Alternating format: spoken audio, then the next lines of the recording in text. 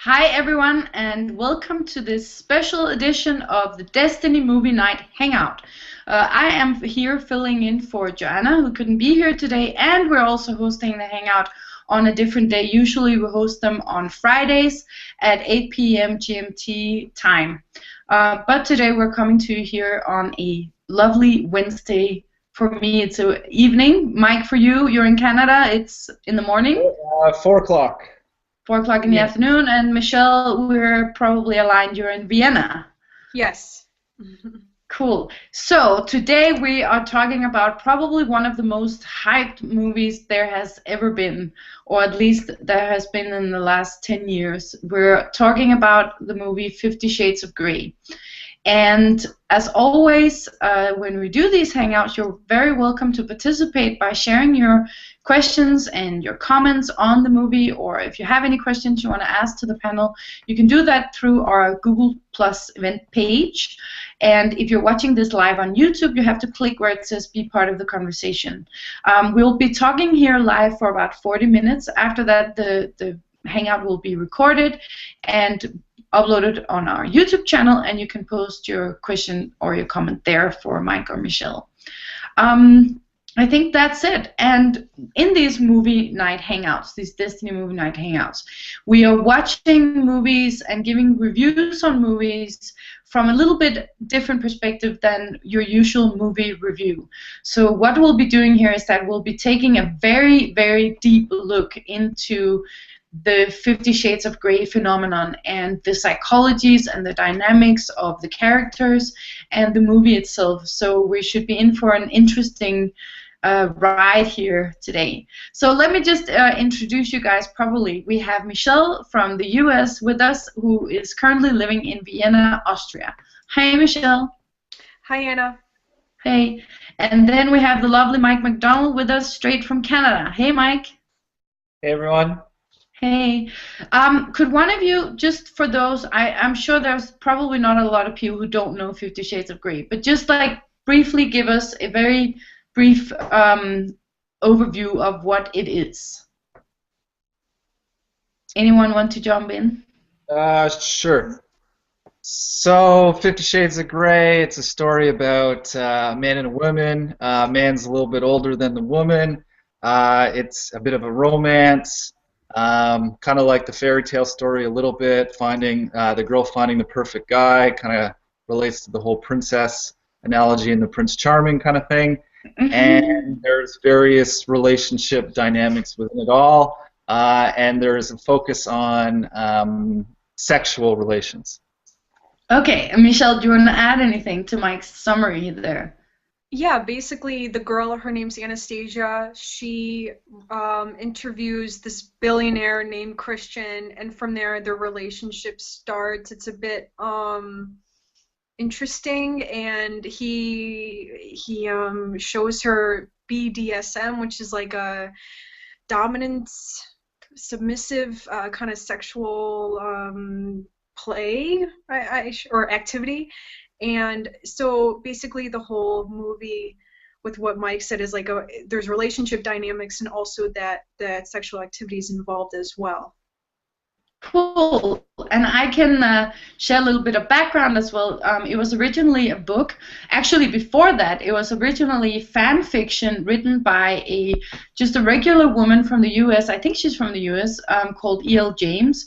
And she wrote the manuscript originally as Twilight fan fiction. So if you know the Twilight movies, the vampire movies, she wrote it originally as fan fiction.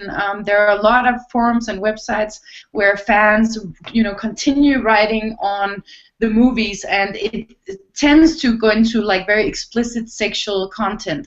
So it's kind of like what the fans wished that there had been in the movie, or what they would sit and fantasize about. And so she wrote it as Twilight fan fiction initially, and then got contacted by a publisher, or got in contact with the publisher, who then said that you have to take the Twilight universe out of it, after which she then came up with the 50 Shades of Grey concept, and it's now become 3 books, and we've now seen the first movie. All right, so now we have a little bit of background for those who weren't aware of that. So with the hype there's been. I think it's been promoted for like the last 2 years at least. And it's been, like we were talking about here before the hangout started, it's been really building up and building up to this climax in a way for when this movie was going to come out. And it's been deemed that, what is it that it's called, like a housewife porn or something like that, I think. Mommy So it's like, yeah, so it's been specifically targeted towards like older women or women between like 18 and I think 45 or something like that, so that it's like targeting females specifically. So in relation to the hype around it, what was your initial response to it or impression when you heard about 50 Shades of Grey, Michelle? My impression of it was, besides it being like some sort of mommy porn, that it's more of like junk books, only to make women feel better about themselves, and by going into an imaginary world where, you know, they can portray or be like the Anastasia, the innocent woman who happens to meet a good-looking, wealthy billionaire. So I saw it kind of like junk, and I saw it kind of pointless and just not really good worthy, reading worthy material. Mm-hmm. So that was basically my impression. I just flipped through a couple of pages, and I personally wasn't impressed with the writing style and just like the words involved, and it wasn't something that I would be into reading, Right. simply because I didn't see I could get anything out of it. It just seemed to kind of just generate like a lot of like sexual energy in women. And you're like, I'm not part of that demography. Exactly. I don't want How about you? How about you, Mike? What was your impression when you first heard about this 50 Shades of Grey phenomenon? Well, I guess, yeah, so I expected it to be just, you know, sexual fantasy, just sex, maybe like very good at stimulating like a woman's all her sexual buttons or fantasies and whatnot. Just kind of like that romancy, you know, gushy goo. Just another book that caught on for whatever reason, being a good story or whatnot. But just a heavy emphasis on maybe some risque and taboo areas of like the private scene in a couple's intimate relations. So now that you've actually watched the movie, finally, after it's been building up for so long, how did it meet your expectations, Mike? Well, it's funny because I had such like high expectations for it to be like a certain way, and you know, I was prepared to see like all sorts of graphic, like sexual, like deviant behaviors and whatnot based on my assumptions. And you know, I didn't really find the movie to be so graphic in its nature, and I actually found it to be quite rich in plot substance, as like there being so many different correlations one could garner, support and opening up different avenues of conversation. Like if, for instance, like a couple was watching it together, it could open up so many various forms of dialogue about different dynamics within the relationship a couple has, and that to me was like super cool. And just also in general, it kind of showed just a lot of cool points of supporting potential prosperous development within a relationship, about like the different, you know, trials and tribulations a couple go through in the beginning to over time, and you know, points that may make or break the relationship, and how one proceeds with you know, facing the music of each other's shit coming out, basically. Yeah, and that's quite interesting because it does not seem like that's the point of 50 Shades of Grey, or that it's been promoted as being like a relationship epiphany support. So it's quite, and that also goes to show the value of these Destiny movie reviews in terms of how we're actually able to go even deeper than maybe even the author intended when she wrote the book. How about for you, Michelle? How did the movie meet your expectations? I was very surprised, and one of the questions I asked myself is, why did this movie get such low ratings? And I think because people expected a lot of sex to happen, a lot of erotica, and the movie really just wasn't about sex. It was actually about relationships, as Mike was talking about. There are many dynamics within there that even me and my partner were like, huh, that's, that's like interesting, and like, oh, look at how she's acting and look how he's changing because of her. So it's like I could see more deeper dimensions within it. And so I thought that was really fascinating, was that it's more than what I imagined or assumed it to be. Yeah, it's quite interesting. It was, well, for me, it wasn't like it. We've been discussing this also before the hangout, that what I got out of it was perhaps a bit more critical, and I did not see the same supportive aspects that you guys have seen, which we will be discussing in more depth here in a moment. So I was actually very surprised that it was, like, to me, it was actually kind of the opposite of what it had been presented as. Like, it had been presented in a way as this, like, sexual liberation, finally there's something for the women, that they can get stimulated or cross some sexual boundaries, and then the story of the movie, or the morale, is actually the exact opposite. It's actually promoting not crossing those boundaries, which is kind of fascinating. However, that is just my perspective on it. We'll get it more into that now. So in terms of, let's start looking at some of the key aspects from the movie, in terms of what you guys have seen as you were watching it. So what came up, I don't know, do you want to start with, for example, Anastasia's and Christian's personalities and what you saw in relation to that? So we can share that she's a virgin, and she's very innocent, and she's quite an old virgin. I think she's like 25. And he's this young billionaire who has been everywhere, done everything, and is like super stoic in a way. Yeah, okay. So yeah, like you're saying, he's the know-it-all, so to speak, and she's the know-nothing about anything kind of thing. Like doesn't even really know how to use a computer or like social messaging and whatnot, as he gives her the computer and blah blah blah so they can communicate.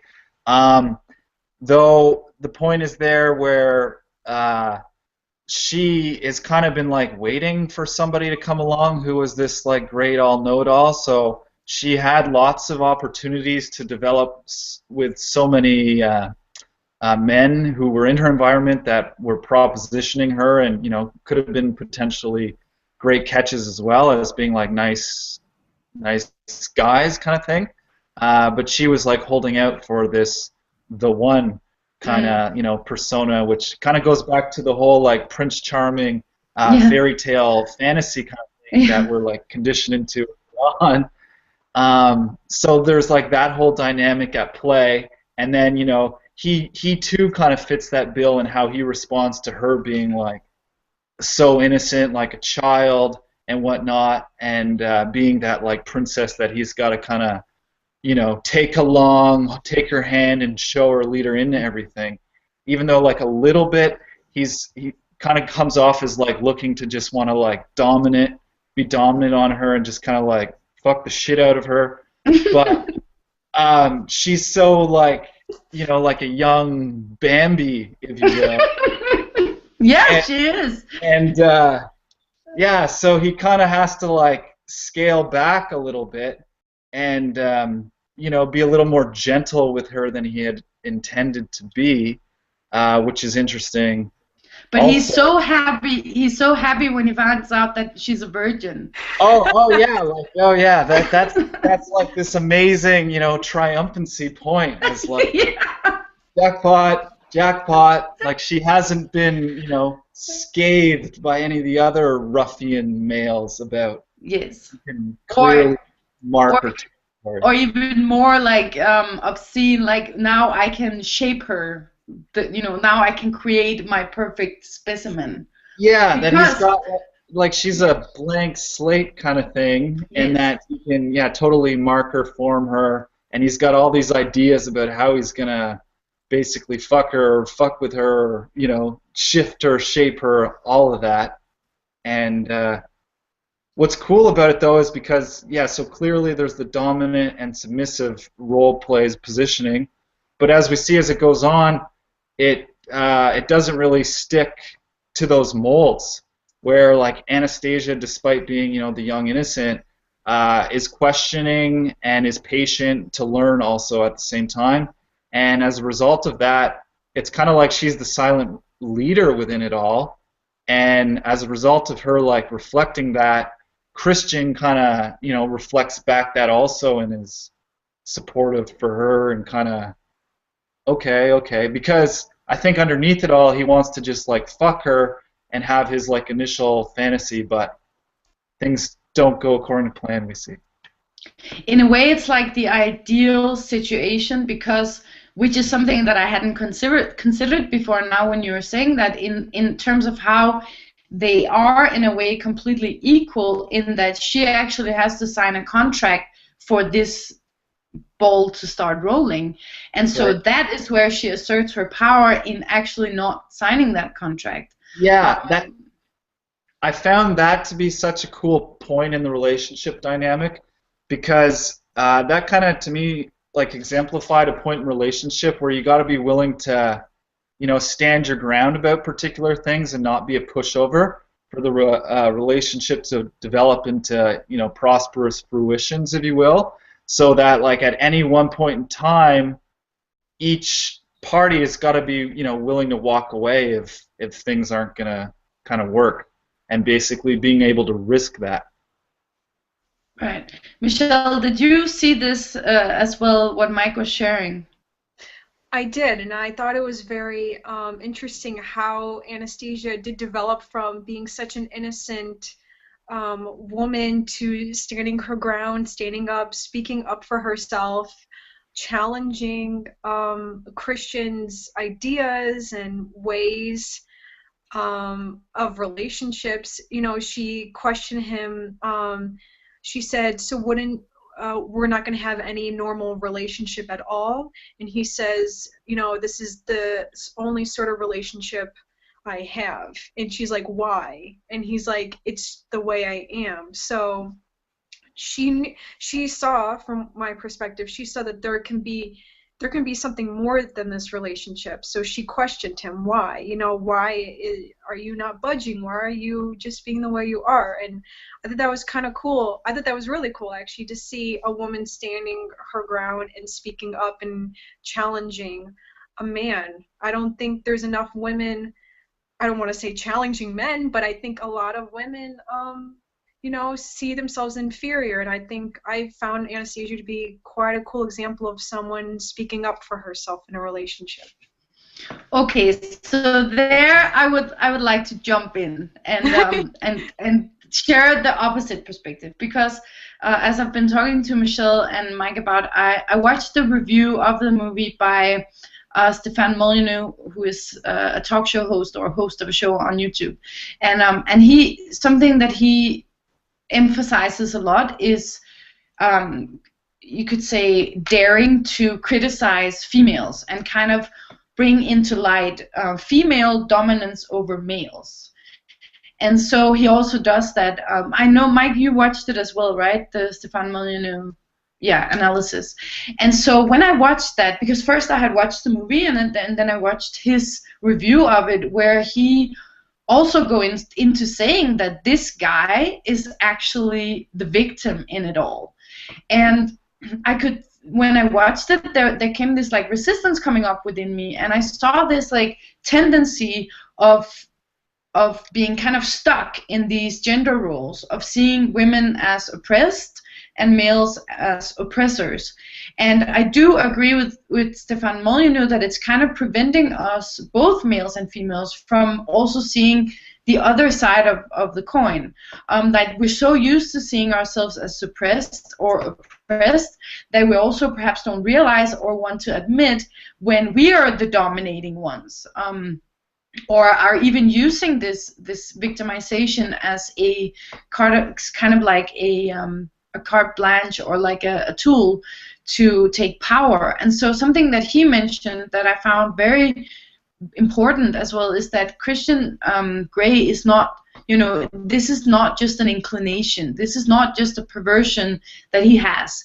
It turns out that he was actually traumatized, and that he was, if you want to see it this way, he was abused by an adult when he was around 15 years old, who, when he was a blank slate, probably a virgin, he was led into this life as well, and how he had actually been hurt by females all through his life. It turns out that he was adopted, and that he was abused when he was a small child and abandoned and all of that. So it kind of explains why he then comes to develop this lust or this desire to be a sadist. What would you say about that? Do you find that valid, like a valid argument or explanation, Mike? Absolutely. It kind of portrays that whole point that just because someone's playing the dominant role, or like presenting themselves as that character, that within it all it's rooted in one's own inferiority, where that's why they want to take on such a role as a result. And yeah, through the story it unfolds more and more that you see that he's had so much trauma about him. And that I found that to be quite interesting, because within even just the relationship outflow, how it went, Christian wasn't even able to necessarily stand his ground and be specific about his wants and his needs so much, where it was kind of like he was so possessed within the point of like, wanting to shape, mold, fuck Anastasia, that he was just kind of like, having a hell of a time the whole time, because he was, very much within his own possession, if you will, within his inferiority, and he's played that kind of inferiority role for so long that he's like projected the dominant, and in his life he's very much the dominant character. So he's become quite masterful in playing the dominant role and being kind of able to move his hands around like the conductor in the symphony and kind of, get the women or whatever to happen for him in the way that he wants. So this kind of opened up his shit even more so, and yeah, which was quite fascinating.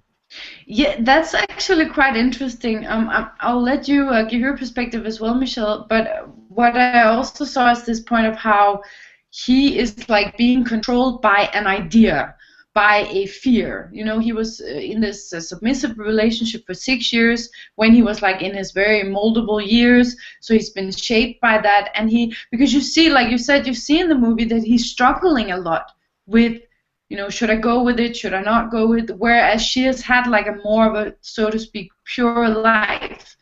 She has more pure expression in a way.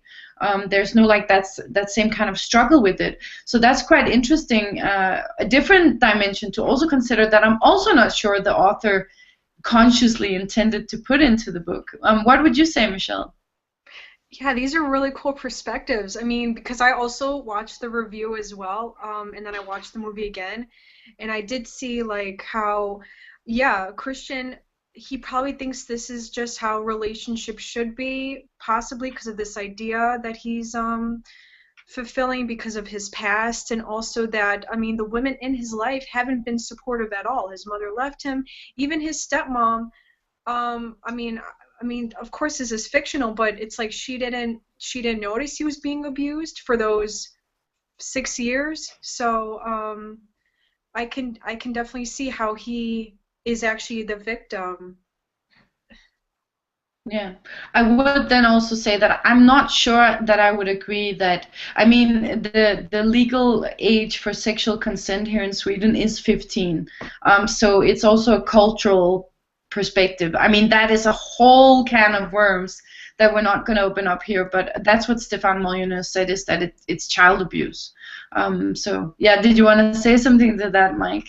Yeah, because that whole point of whether he was like abused or raped by his like older female lover, who he's still close with and whatnot.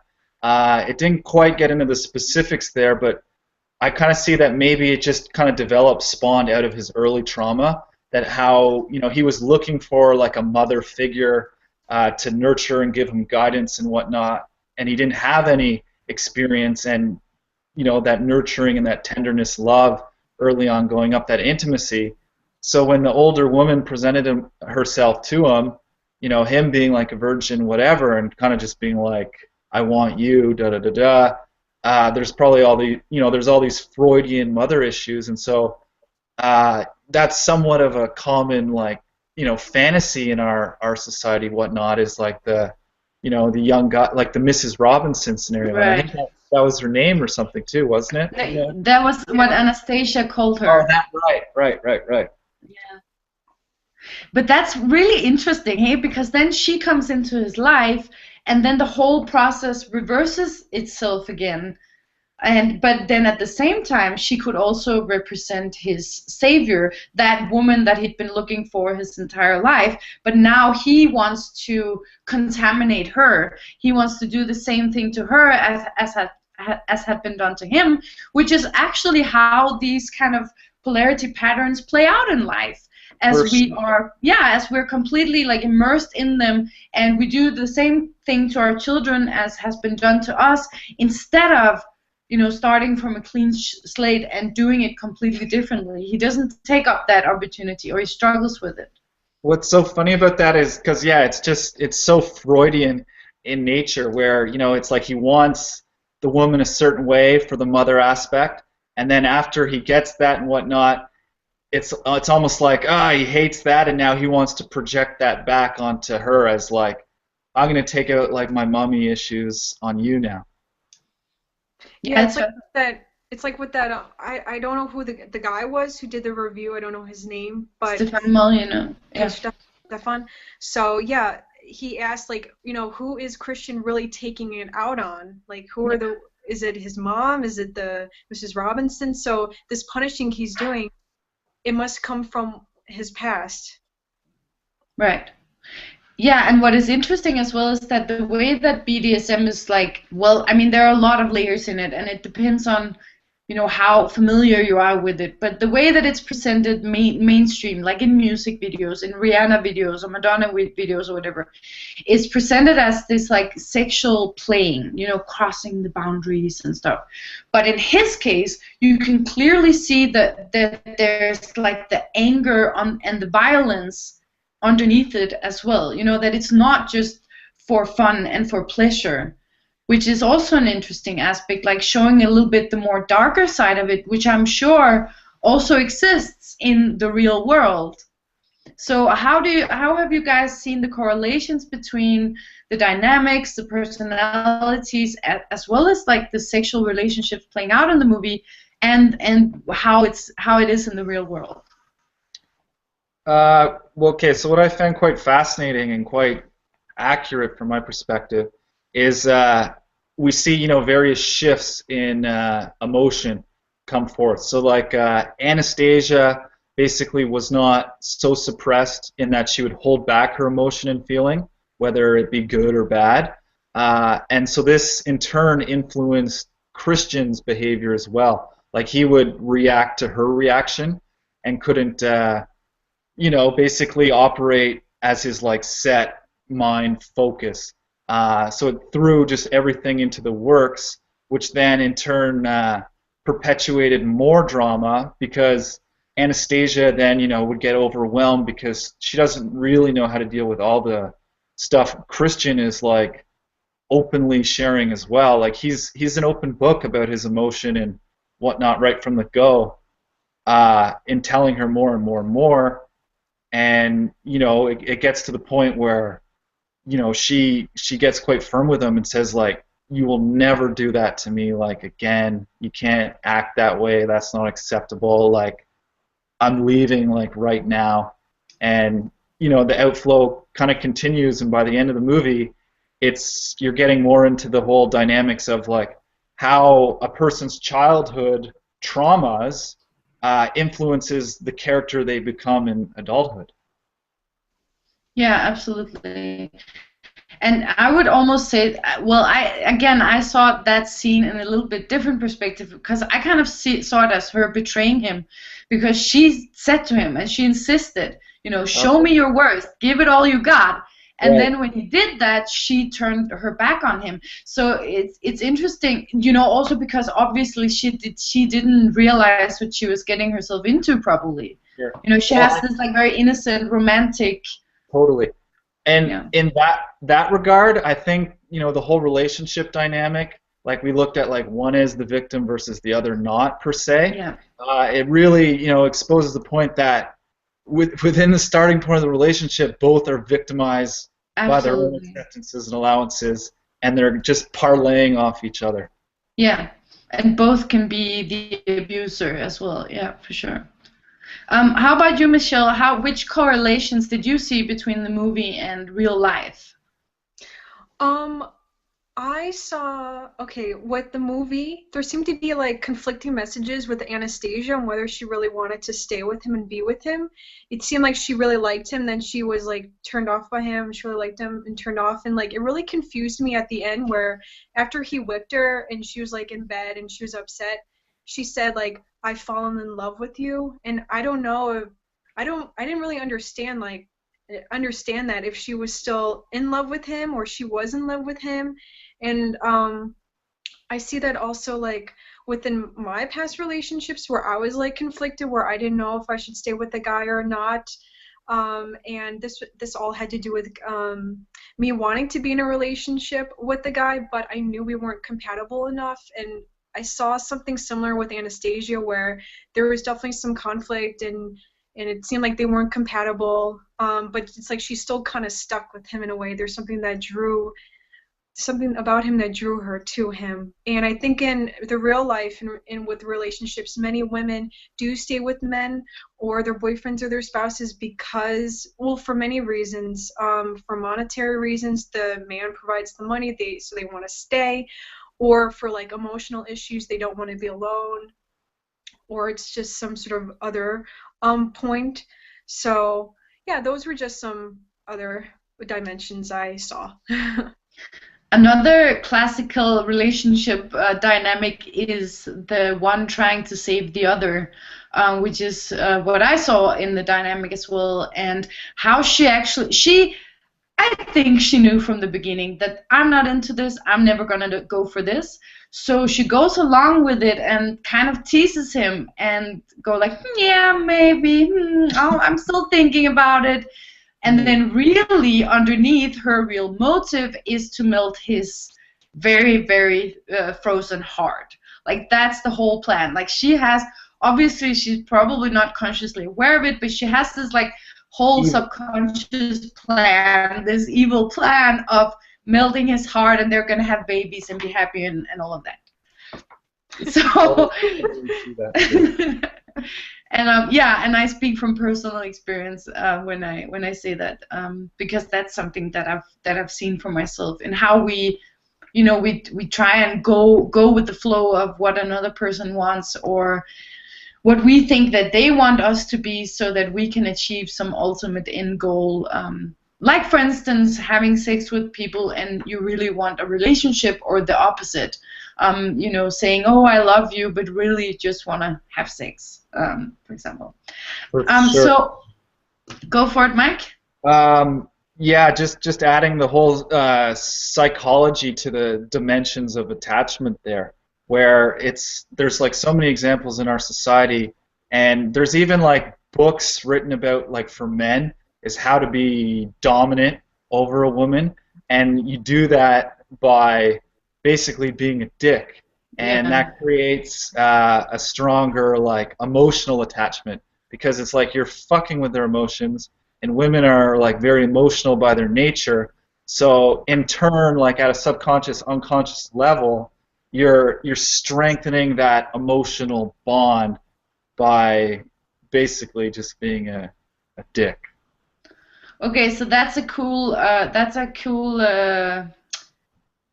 keyword, or how do you say it, a cool point then for us as females to actually check our emotions and make sure that nothing and no one can fuck with us, as well for males as well, which Stefan Molyneux says is the female sexuality that completely dominates the male.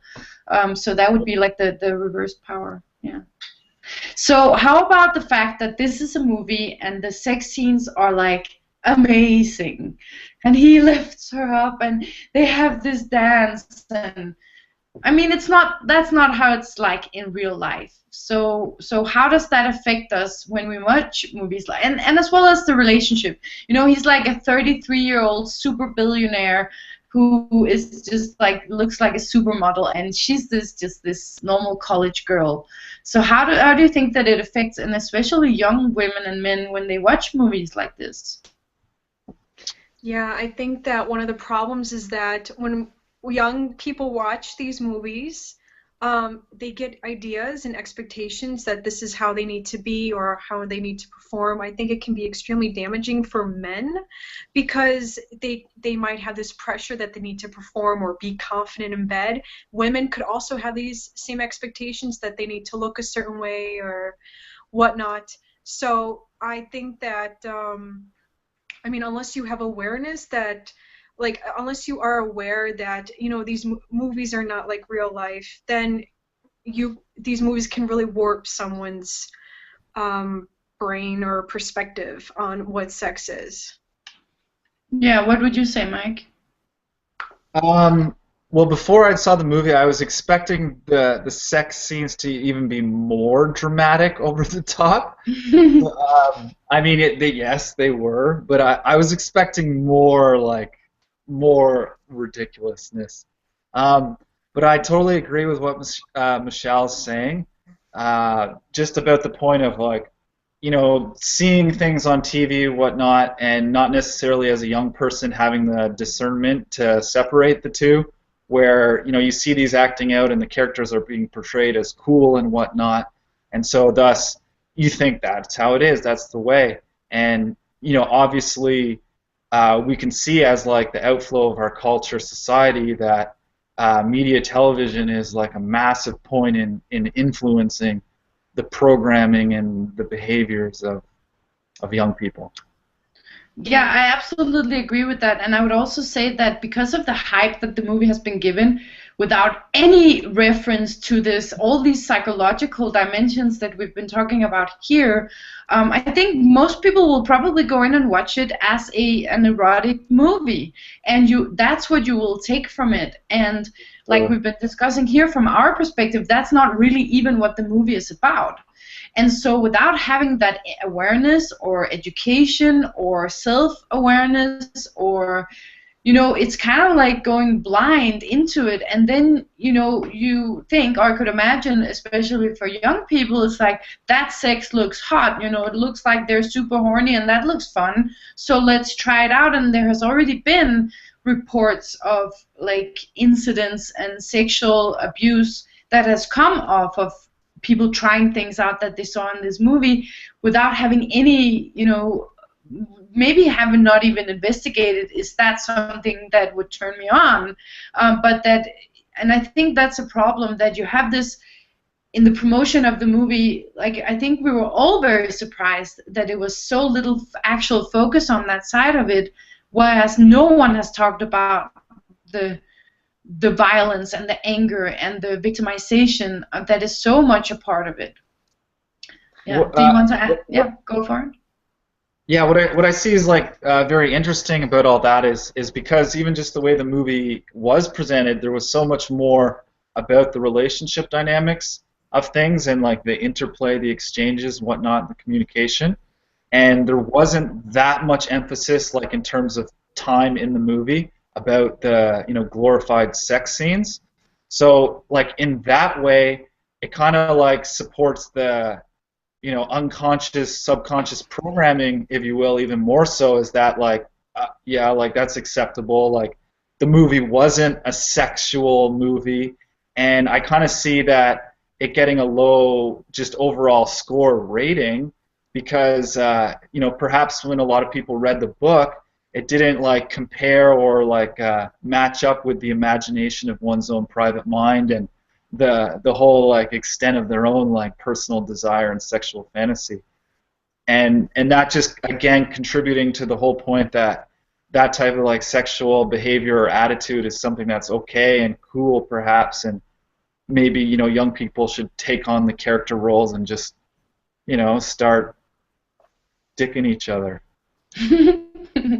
So, guys, we only have like a few minutes left, and I want to ask you, Michelle, what would you say are like the key points, the key takeaways that we can learn from Fifty Shades of Grey?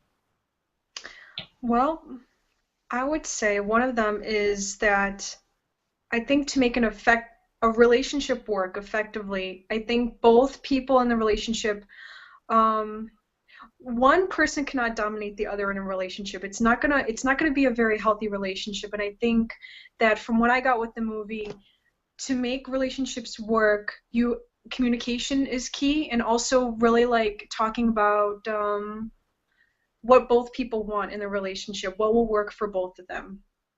So that's one part I can think of at this moment. Very cool. And what would you say, Mike?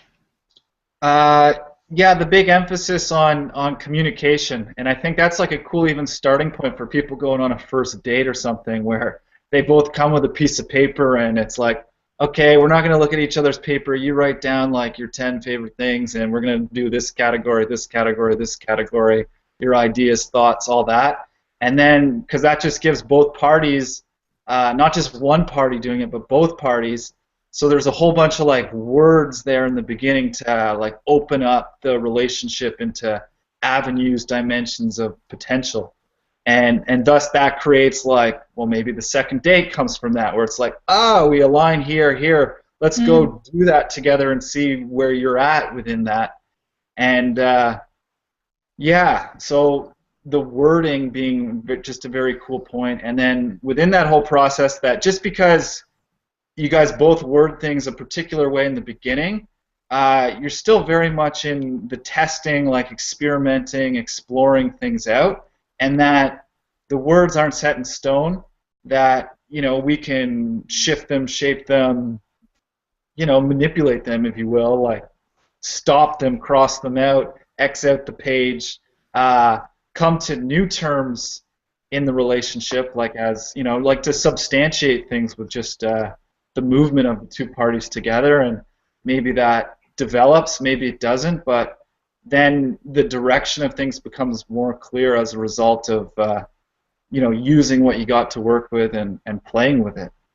So we can actually take this whole dominant submissive contracting game that they were playing and transform it to a commonsensical assessment of, will we be partners? Can we, you know, come to an agreement of who we're going to be in this relationship that we can both be satisfied with? That's really cool. And then I would also like to add this point, which I only saw now that we've been doing this hangout, is that if we go with the premise of saying that Anastasia kind of represents authenticity or innocence, and that Christian kind of represents the result of being programmed and being affected and kind of being brainwashed by your life, that this can give us like a